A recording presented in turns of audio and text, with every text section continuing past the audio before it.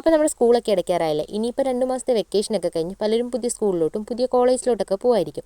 എങ്കിൽ പോലും നമ്മുടെ കൂടെ പഠിച്ചൊരു ബെസ്റ്റ് ഫ്രണ്ട് നമുക്ക് കാണും, അല്ലെങ്കിൽ പോട്ടെ നമ്മളെ പഠിപ്പിച്ച ഏറ്റവും പ്രിയപ്പെട്ട ഒരു ടീച്ചർ നമുക്ക് കാണും. അപ്പോൾ അവർക്കൊക്കെ കൊടുക്കാൻ പറ്റിയ ഒരു ബെസ്റ്റ് ഗിഫ്റ്റാണ്, ഒരു 10 മിനിറ്റിൽ ഉണ്ടാക്കാൻ പറ്റും.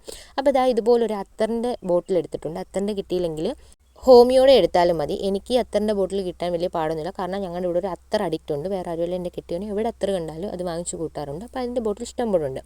അതിനുശേഷം നമുക്ക് വേണ്ടത് ഇതുപോലെ കുറച്ച് ഓർബീസാണ്. അത് പൊടിച്ചത് ആ ബോട്ടിലോട്ട് ഇട്ട് കൊടുക്കുന്നുണ്ട്. നമ്മുടെ സിറിഞ്ചൊക്കെ ഉപയോഗിച്ച് പൊടിക്കാൻ നിന്ന് കഴിഞ്ഞാൽ കുറച്ചും കൂടെ നല്ലപോലെ കിട്ടും. എൻ്റെ കയ്യിൽ സിറിഞ്ചൊന്നും ഇല്ലായിരുന്നു, അതുകൊണ്ട് ഞാൻ ഇങ്ങനെയൊക്കെ പൊടിച്ച് അഡ്ജസ്റ്റ് ചെയ്തിട്ടുണ്ട്.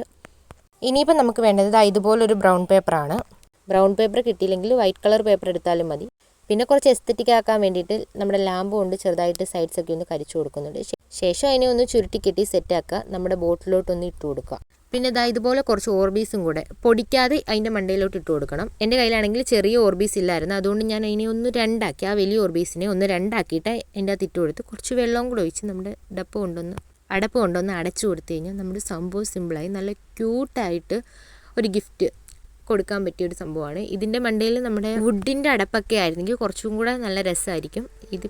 ഇതിപ്പോൾ എനിക്ക് ഇതേ കിട്ടിയുള്ളൂ. നിങ്ങൾക്ക് വുഡിൻ്റെ അടപ്പൊക്കെ കിട്ടുവാണെങ്കിൽ സൂപ്പറായിരിക്കും. പിന്നെ ഒരു റിബണൊക്കെ കൊടുത്ത് സെറ്റാക്കിയിട്ടുണ്ട്. അപ്പോൾ ഇഷ്ടപ്പെട്ട് കഴിഞ്ഞാൽ ലൈക്ക് ചെയ്യാൻ മറക്കണ്ട.